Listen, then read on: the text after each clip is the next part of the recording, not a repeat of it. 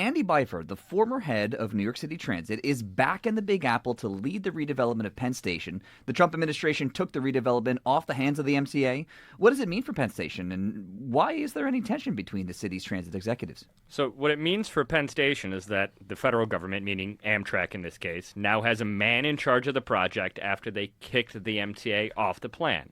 And that man is Andy Byford, who some of our listeners might know as Train Daddy. And just the stakes here, for years, power brokers and interested parties in New York have tried and failed to create a plan to make the ramshackle Penn Station a nice place to be. Byford ran New York City Transit from 2018 to 2020 when former Governor Cuomo was in office, and he was widely celebrated. He helped get congestion pricing passed. He formed the basis for what would be a major capital plan. But he resigned in protest after Cuomo pushed through a reorganization of the MTA. But he doesn't just have beef with Andrew Cuomo. Andy Byford also has beef with Janno Lieber, the current MTA chair. And I think if we break this down in kind of children's terms, Byford, when he was at the MTA, he had his train sets and the support of the public to play with them. Cuomo took his train sets away and gave them to Janno Lieber. Okay. Now Janno Lieber's chair.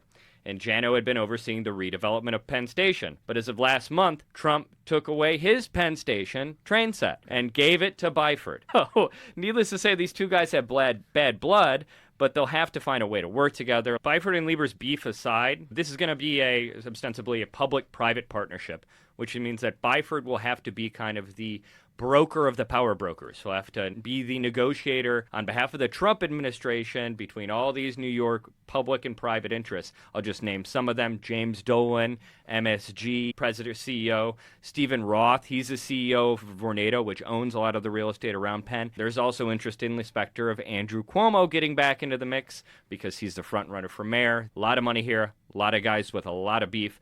Byford's going to be tasked with navigating that minefield. You can stay in the know on all things transit or ask a question of your own by signing up for our weekly newsletter at gothamist.com/on the way, my friends. Thanks so much.